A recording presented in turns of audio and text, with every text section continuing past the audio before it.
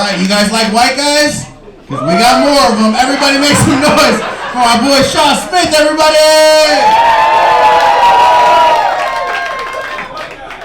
One more time for Kevin, everyone. I like how before the show outside, Kevin goes, I don't want to embarrass myself. There's a lot of hot girls here. And I said, why the fuck did you wear a Batman shirt? He was like, oh, this isn't Batman. This is some obscure superhero you've never fucking heard of. I was like, all right, save some pussy for the rest of us, dork. But no, I'm glad to be here. This is one of my favorite places to do comedy, which is very sad to say out loud. But no, Milk District is great. This is one of my favorite places. As a comedian, you don't get to do shows at the most fun places all the time. Most recently, I did a show at a bowling alley in Jacksonville, Florida. Yeah, because you know what better place for comedy than a bowling alley in Jacksonville, Florida? And my set went awful, as you could imagine, because it was at a fucking bowling alley in Jacksonville, Florida.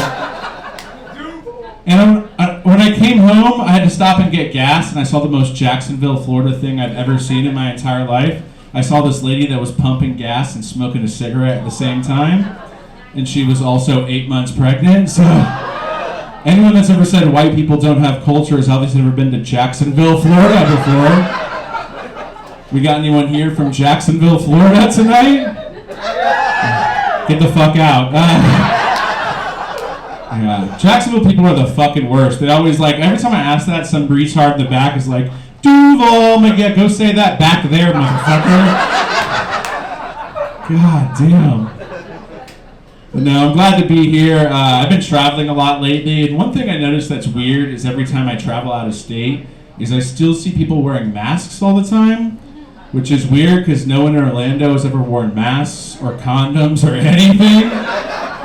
But it's fine because COVID's just like chlamydia. You can't get it if you don't get tested. Scientifically proven. Look it up. We got any scientists here tonight? Didn't fucking think so. Just waiting for this guy over here to yell, Duval! Like any scientist has ever been to Jacksonville. But no, I'm glad to be here. I turned 32 recently. Thank you. I just think it's weird because I've looked 45 for the last 10 years. But it took me 32 years of my life to realize that I look like a sketchy person, and I realized this for the first time when I was buying cigarettes at 7-Eleven. And the lady asked for my ID, and I got excited. I was like, what, you don't think I'm old enough? And she looked me right in the eyes and said, no, I'm just making sure you didn't steal the credit card that you're using. Really nice getting put down by someone that makes $8.50 an hour. Makes you feel really fucking good about your life. But, yeah, people like to judge me by the way I look all the time. I was going to Taco Bell recently, and I feel like if the lady at the Taco Bell by my house doesn't stop being such a bitch to me, I might fall in love with her. I went there the other day, and she goes, I know where I recognize you from. You're in Blink-182. I was like, ma'am, if I was in Blink-182, do you think I'd be eating at this Taco Bell for the second time today? I'm at the financial point in my life where even if I got food poisoning from Taco Bell, I'd still eat there the next day. And I only know this because it's happened to me twice already, but... A couple of years ago, they announced you can get married at the Taco Bell in Las Vegas for $600. And when they announced that, like 40 of my friends sent me the article about it. And it made me feel good that 40 people think I have $600. So I actually got married last year. I divorced this year. No one tells you the best part about getting married, though, is you don't have to date anymore, because dating is fucking awful. I once went on a date with this girl, and on the way home, my car ran out of gas, and she had to help me push it. And she still had sex with me after, so ladies, you didn't make better fucking decisions with your lives. But the worst date I ever went on is I went out with this girl once, and the date was actually going well until we got back to my house. When we got back to my house, she pulled out tarot cards. I was like, all right, that's stupid, but I'll go with it. And then she said the dumbest thing I've ever heard someone say in my entire life. She said, I'm going to read your dog's tarot cards. And I wanted to say, what are you, fucking retarded? But I wanted to have sex with her, so I was like, all right, let's see what we got here. My dog got the death card. So I don't have a dog or a wife. But no, I think the best part about getting married and divorced was I came out of it without kids. I don't have any kids that are alive, you know? Some people call them abortions. I call them my little angels in the outfield. But, anyone here have kids? This is Orlando. That was a rhetorical question. But there's two types of people that have kids. There's the type of people that have them on purpose, and they think they're better than everyone because of it. And then there's the type of people that have them on accident, and they're just like secretly miserable the rest of their fucking lives because of it. And I have a friend that's exactly that type of person. He always complains that he can't do things because he has this kid. And one time I asked him if he wanted to go to a Red Hot Chili Peppers concert, and he said, I can't. I have my stupid fucking son tonight. And I said, damn, that's crazy. Maybe you should give it away now.